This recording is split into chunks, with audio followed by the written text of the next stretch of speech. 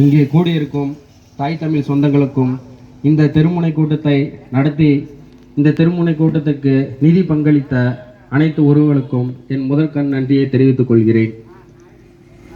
இங்கே திருமுனை கூட்டம் நடக்குதுன்னா சாதாரணமாக ஒரு வேட்பாளரையே நீங்கள் ஒரு கட்சி சூஸ் பண்ணணுன்னா 50,000 கொடு, 1 லட்சம் கொடுன்னு ஒரு பேப்பரை கொடுத்து அவங்க பேரை ஃபில்லப் பண்ணி நீ எத்தனை கோடி செலவு பண்ணுவ, இந்த தொகுதிக்கு நீ எத்தனை கோடி செலவு பண்ணுவ, ஓட்டுக்கு எவ்வளோ கொடுப்ப அப்படின்னா எந்த கட்சியாக இருந்தாலும் ஒரு வேட்பாளரை சூஸ் பண்ணி எடுப்பாங்க. ஆனால் எங்கள் அண்ணன் எப்படி எடுப்பார்னா, அண்ணன் வந்து 13 வருஷமாக இந்த மேற்கு தொகுதி வேட்பாளர் சுரேஷ்குமார் அவர்கள் 13 வருஷமாக மக்கள் களப்பணியிலேயே இருந்திருக்காரு.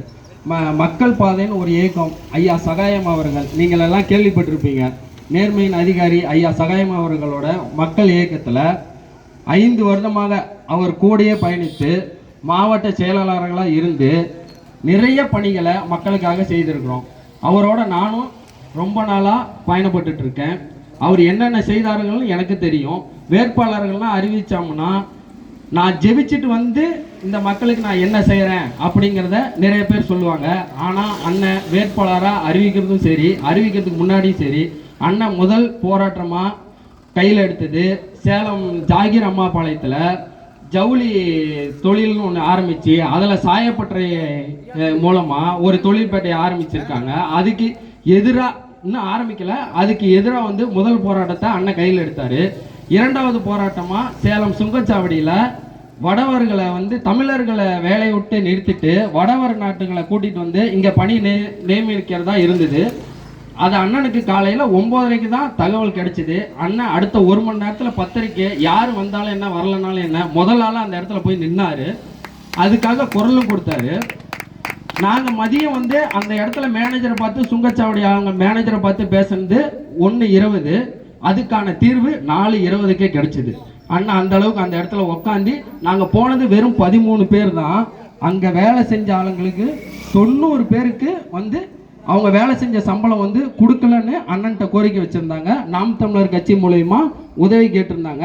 நாங்கள் அந்த இடத்துல போய் அந்த பிரச்சனைக்கு உண்டான தீர்வையும் முடித்து அன்னைக்கே அவங்களுக்கு எல்லாம் சம்பள பணத்தையும் பாக்கி பணத்தையும் வாங்கி கொடுத்துட்டு தான் நாங்கள் அந்த இடத்த விட்டு வந்தோம். அந்த அளவுக்கு அண்ணன் எந்த போராட்டமாக இருந்தாலும் தீவிரப்படுத்தி பேசுவார். அதே மாதிரி செவிலியர்கள் போராட்டம் 2015 வேலைக்கு எடுத்தவங்களும் 2019 தேர்வு வச்சு வேலைக்கு எடுத்தவங்களுக்கும் பணி நிரந்தரம் பண்ணுறேன்னு இந்த திமுக அரசு கேவலமான அரசு வாக்கை கொடுத்துட்டு இப்போ வந்துட்டு யாருக்கும் பணி நிரந்தரம் பண்ண முடியாது அப்படின்னு ஒரு சுகாதாரத்துறை அமைச்சர் வெளிப்படையாக அறிக்கை விடுறாரு. இது என்ன மாதிரியான ஒரு அறிக்கையோ தெரியல. நார்மலாக ஒருத்தன் ஒரு வாக்கு கொடுத்தா நீ நிறைவேற்ற மாட்டேங்கிற, நாளைக்கு நான் உங்கள் வீட்டில் கை நினைக்க மாட்டேன்டா, நீலாம் ஒரு ஆளாடா நம்ம சொல்லி பேசுகிறோம். ஆனால் இவன் வாக்கு கொடுத்துட்டு என்னால் நிறைவேற்ற முடியாதுன்னு தைரியமாக சொல்கிற ஒரு ஆளுகிட்ட நாம் திரும்பவும் போய் வாக்கு போடுறோம். இது என்ன ஒரு கேவலமான எண்ணமோ தெரியல. ஒரு 500க்கும் 1000க்கும் வாங்கிட்டு நாம் இவங்க வாக்கு போட்டு நாளைக்கு அவன் பின்னாடி நாம் போய் நின்றுட்டு இருக்கிறது இது என்ன விதமான ஒரு அரசியல் அப்படின்னு மக்கள் நீங்கள் சிந்திங்க. நீங்கள் சிந்திக்காமல் இல்லை, சிந்திக்காமல் எங்களுக்கு 36 லட்சம் பேர் எங்களுக்கு வாக்கு போடுறதா இல்லை. ஒவ்வொருத்தரும் திரும்ப திரும்ப சிந்திக்கணும். 500க்கும் 1000க்கும் வாக்கை வித்துட்டு நாம் திரும்ப வந்து நல்லது நடக்கும்னு திருடங்கையில் சாவியை கொடுத்துட்டு நாம் வெளியே உட்காந்துட்டு இருக்க முடியாதுல்ல. நீங்கள் சிந்திக்கணும்ல. மக்கள் நாம சிந்திச்சு அடுத்த தலைமுறைக்கான வாழ்க்கையை நாம தேர்ந்தெடுத்து கொடுக்கணும். அடுத்ததான் அண்ணன் போராட்டம் எடுத்தது பார்த்தீங்கன்னா இந்த அரசு போக்குவரத்து கழகம்னு வச்சிருந்தாங்க. அது எவனுக்கு பிறந்ததுன்னே தெரியாதுங்கிற மாதிரி தமிழ்நாடு அரசு போக்குவரத்து கழகம்னு இருந்ததை வெறும் அரசு போக்குவரத்து கழகம்னு எதுக்கு மாத்தினேன்? உனக்கு தமிழ்நாடு வருமானம் வேணும், தமிழ்நாடு மக்களோட ஓட்டு வேணும், தமிழ்நாடு மக்களோட பணம் வேணும், உனக்கு எல்லாத்தையும் வாங்கி தின்னுக்குவ. ஆனால் தமிழ்நாடுன்னு பேர் மட்டும் உனக்கு வச்சா வலிக்குது, பெரியார்னு பேர் வைக்கும் போது உனக்கு இனிக்குது. ஏண்டா என் அன்னை தமிழ உலகம் பூரா அள்ளி தெளித்த என் முண்டாசு பாட்ட பாரதியாரோட பேரை உன்னால வைக்க முடியல. கேவலம் என் தமிழ மலத்துக்கு சமம்னு சொன்ன ஒரு பெரியார் பேரை நீ வச்சிட்டு இருக்கிற. அப்படி ஒரு கொள்கைய எங்க அண்ணன் எங்களுக்கு கத்து கொடுத்ததுனால தமிழ்நாடுன்னு பேரு இல்லைன்னு அதை தெரிஞ்ச எங்க அண்ணன் முதலா சேலத்துல ஆரம்பிச்ச போராட்டம் இன்னைக்கு தமிழ்நாடு பூரா பத்துக்கிட்டு எரியுது. ஏன் போக்குவரத்துல பஸ்ஸில் ஏன் நீங்க தமிழ்நாடு பேரை எடுத்தீங்க? கேரளால அந்த மாதிரி இருக்கா? ஆந்திரால இருக்கா? கர்நாடகால இருக்கா? இங்க மட்டும் எதுக்கு இருக்கு? ஏன் வெறும் தமிழ்நாடுன்னு இல்லாம அரசு போக்குவரத்து கழகம் எல்லாத்தையும் வைக்க வேண்டியதானே? நீ மட்டும் தமிழ்நாடு முதலமைச்சரா உட்காருவ, ஆனா தமிழ்நாடு அரசு பேருந்து இருந்தா உனக்கு வலிக்குது, குத்துது. அதானே? உங்க அப்பா காலத்துல இருந்து நீ இருக்கலாம், உன் பையன் இருக்கலாம், உன் பேரன் இருக்கலாம், எல்லாம் தமிழ்நாடு முதலமைச்சரா இருக்கலாம். ஆனா ஒரு பேருந்துல தமிழ்நாடுன்னு பேர் வைக்கிறது உனக்கு வலிக்குது. அந்த போராட்டத்தை அண்ணன் முன்னெடுத்து நடத்தினாரு. இப்ப தமிழ்நாடு பூரா நடக்குது. எல்லாம் அந்த ஒரு தீய கொளுத்தி விட்டவர் நம்ம அண்ணன் மேற்கு தொகுதி ஈரா சுரேஷ்குமார் அவர்கள். அடுத்த கட்ட போராட்டமாக கொண்டை ஊசி வளைவு, ஏற்காடு ஏழைகளின் ஊட்டின்னு சொல்ற கொண்டை ஊசி வளைவுல 8வது வளைவுல அதியமான் பேருன்னு இருந்த பேரை தூக்கிட்டு எங்க இருந்தா வந்தவரை ஈரோடு கடப்பாரம்பாங்க, கம்பிம்பாங்க, அதெல்லாம் அவங்களுக்கு, எங்களுக்கு இல்ல. அது வெறும் எடைக்கு போற கடப்பாறை தான், தூரு பிடிச்சு போன கடப்பாறை. அந்த கடப்பாறை பேரு இங்கே கொண்டாந்து நட்டினானுங்க. அந்த நட்டுல புடிங்கிட்டு திரும்ப அண்ணன் அதியமானுங்க பேரையே வச்சாரு. வச்ச உடனே திரும்ப ஒரு 100 ஆளுங்க போய் பெரியார் பேரை வச்சாங்க. அதனால இங்க இருக்கிறவங்க எல்லாம் சேர்ந்து அண்ணன் ஈரார் சுரேஷ்குமார் அவர்களும் மேற்கு தொகுதி வேட்பாளர்களும் எங்க உறவுகளும் சேர்ந்து போய் கலெக்டர்கிட்ட மனு கொடுத்தோன்னே இன்னைக்கு அந்த பேரை மாத்தி முழுசாவே அதியமான் பேருன்னே வச்சுட்டாங்க. நாங்க அதை தான் சொல்றோம். நீங்க 1947 ஆரம்பிச்சு 2009 உங்க கதை முடிஞ்சிருச்சு. அதுக்கு மேல நீங்க தமிழ்நாட்டில் எது பண்ணனாலும் ஒருத்தன் இங்க இருக்கான், அவன் முன்னாடி நின்னானா உங்களை ஒருத்தன் இல்லாம அழிச்சு விடுவான். அதுதான் எங்கள் அண்ணன் செந்தமிழன் சீமான். அவன் ஒருத்தன் இருக்கும் போதே அவங்களால ஒன்றும் பண்ண முடியாதுன்னா இப்ப 36 லட்சம் பேர் எங்க பின்னாடி இருக்கும்.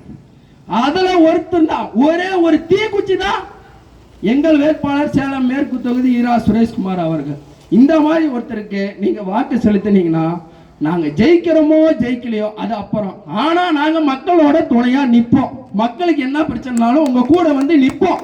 நீங்க ஓட்டு போடுறீங்க போடாதீங்க, எங்களை தேர்வு செய்யுங்க, எங்களை தேடாதீங்க, எங்களை கருத்துக்களை நீங்க கேட்கறீங்களோ கேட்கலையோ எங்கள் பிறவி இந்த மக்களுக்காக உழைத்து போராடி போராடி சாவதே என்பதே எங்கள் தலைவன் பிரபாகரன் எங்களுக்கு கற்றுக் கொடுத்திருக்காரு. அதே தான் நாங்க சாகுற வரைக்கும் பண்ணுவோம். நீங்கள் எங்களை நிராகரிக்கிறது எங்களை மட்டும் நிராகரிக்கல, இந்த தமிழ்நாட்டோட வளத்தை, இந்த தமிழ்நாட்டோட நிலத்தை, இந்த தமிழ்நாட்டோட மலைகளை, நீரை, ஆற எல்லாத்தையும் நிராகரிக்கிறீங்க. நாங்க தான் காப்பாத்தி நின்றுட்டு இருக்கோம். நீங்க டிஎம்கே ஓட்டு போட்டு எங்க வீடு அடிக்கலாம் வாங்க, எங்களை நிலத்தை அபகரிச்சிட்டான் வாங்க அப்படின்னு எல்லாத்துக்கும் கூப்பிடுறது யாரு? எங்கள் அண்ணன் சீமான். ஆனால் நீங்க ஓட்டு போறது டிஎம்கே, ஏடிஎம்கே, பிஜேபி, சாதி வெறி, மத வெறி எல்லாத்தையும் ஊற்ற ஒரு கட்சிகளுக்கு தான் நீங்க வாக்கு செலுத்துறீங்க.